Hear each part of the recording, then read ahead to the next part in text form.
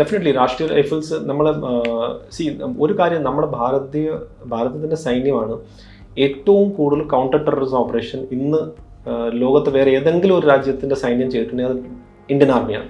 നമ്മൾ 1947 തൊട്ടേ ഇതുപോലത്തെ ഓപ്പറേഷൻസ് ചെയ്തുകൊണ്ടിരിക്കുക. അതുകൊണ്ടാണ് നമ്മളിൽ നിന്ന് പഠിക്കാൻ വേണ്ടി പുറം രാജ്യങ്ങളിലെ സൈന്യം വരെ ഇവിടെ വരും, കൗണ്ടർ ടെററിസം ഓപ്പറേഷൻ എങ്ങനെയാണ് ചെയ്യുന്നുള്ളത് എന്ന് പഠിക്കാൻ. അതിനുവേണ്ടിയാണ് നമുക്ക് കൗണ്ടർ ടെററിസം ജംഗിൾ വാർഫെയർ സ്കൂളുണ്ട് നമുക്ക്.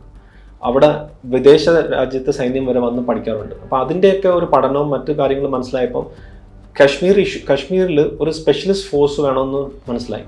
അതായത് ഒരു ഇൻഫൻട്രി ബറ്റാലിയന് ആക്ച്വലി പറഞ്ഞ ഇൻഫൻട്രി ബറ്റാലിയൻ്റെ ടാസ്ക് ബോർഡറിൽ ഫൈറ്റ് ചെയ്യാനുള്ളതാണ്. പക്ഷേ ഈ കൗണ്ടർ ടെററിസത്തിന് ഒരു പ്രത്യേക രീതിയിലുള്ള ട്രെയിനിങ്ങും പ്രത്യേക ഓറിയൻറ്റേഷനും വേണമെന്നുള്ള ഒരു മൈൻഡ് സെറ്റ് വെച്ചിട്ടാണ് രാഷ്ട്രീയ റൈഫിൾസിനെ നമ്മൾ അത് കൊണ്ടുവരികയും അതുപോലെ അവർ പെർമനൻ്റ് ആയിട്ട് ഒരു ലൊക്കേഷനിൽ കാണും. ഇപ്പം 44RR ആണെങ്കിലും അല്ലെങ്കിൽ മറ്റ് ഏതെങ്കിലും ഒരു രാഷ്ട്രീയ റൈഫിൾസ് ആണ്, അവർ ആ ഏരിയ തന്നെ കാണും. അപ്പോൾ അത് അവിടെ നിൽക്കുമ്പം ഒരേ ഏരിയയിൽ നിന്ന് കഴിയുമ്പോൾ ഇൻ്റലിജൻസ് കിട്ടാൻ ഈസിയാണ്. അപ്പം ഒരു യൂണിറ്റിൽ നമ്മൾ പോയി വേറെ യൂണിറ്റ് വരുമ്പോൾ അപ്പോഴും ഈ ഇൻ്റലിജൻസിനുള്ളൊരു പ്രശ്നം വരും. പക്ഷേ ഒരു യൂണിറ്റ് അവിടെ തന്നെയാണ്. ഈ ഓഫീസേഴ്സും മറ്റ് ജവാന്മാർ മാറി പോകുമ്പോഴും അതിൻ്റെ സെറ്റപ്പ് അവിടെ തന്നെ ഉള്ളപ്പോൾ ഇൻ്റലിജൻസ് നെറ്റ്വർക്ക് നല്ല സ്ട്രോങ് ആയിരിക്കും. അപ്പം അങ്ങനെ ഉള്ള ഒരു രാഷ്ട്രീയ റൈഫിൾസിൻ്റെ ഒരു പ്രവർത്തനം കൊണ്ടാണ് കശ്മീർ താഴ്വരയിലും താഴെ ജമ്മു രജൗരി ഏരിയയിലും നമുക്ക് ഈ ഭീകരവാദത്തിനെ കുറയ്ക്കാൻ സാധിച്ചത്.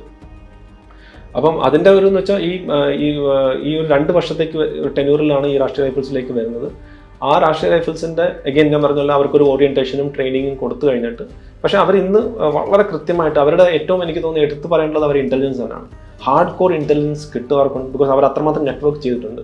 കിട്ടിക്കഴിഞ്ഞാൽ അവർ ഓപ്പറേഷനിൽ വളരെ കൃത്യമായിട്ട് അവർ അറിയുകയും ചെയ്യാം ഏത് മൊഹല്ലയാണ് അല്ലെങ്കിൽ ഏത് സ്ട്രീറ്റാണ്, ആ സ്ട്രീറ്റിൽ ഏത് വീടാണ്, ആ വീടിൻ്റെ എന്താണ് അതിൻ്റെ എന്നുള്ള കൃത്യമായിട്ട് അവർക്ക് അറിയിച്ച് അവരവിടെ പോയി ഓപ്പറേഷൻ യൂട്ടിലൈസ് ചെയ്യുന്നത്. അപ്പോൾ തീർച്ചയായിട്ടും രാഷ്ട്രീയ റൈഫിൾസ് എന്നൊരു അസറ്റ് തന്നെയാണ്.